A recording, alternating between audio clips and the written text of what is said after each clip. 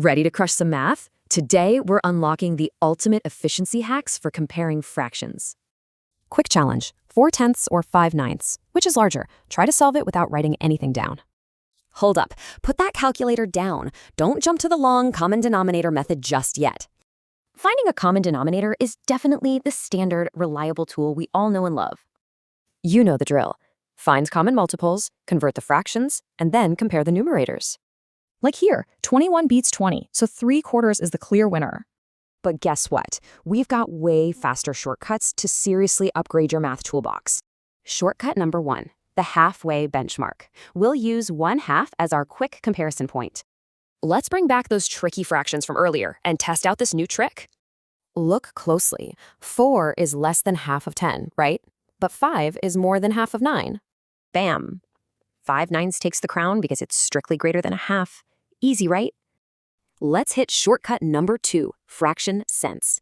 This is all about reasoning the actual magnitude. If your top numbers match, remember this golden rule. A larger denominator means smaller individual pieces. So how would you instantly compare 4/5 and 4/11 using this rule?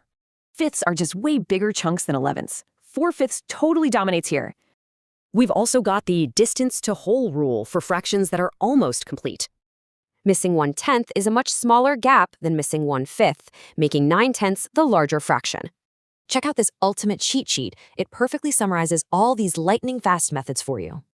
All right, time for the ultimate test. Let's try ordering a completely unrelated set of fractions. Here's the challenge. Arrange these 3 fractions from smallest to largest without doing the math.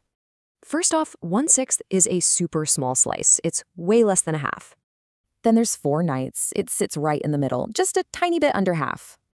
Finally, check out 11/12. That's practically a whole pie with barely a sliver missing. Boom, look how beautifully they order themselves when you just use your built-in fraction sense. You've got the ultimate toolkit now. So which impossible fractions are you going to decode next?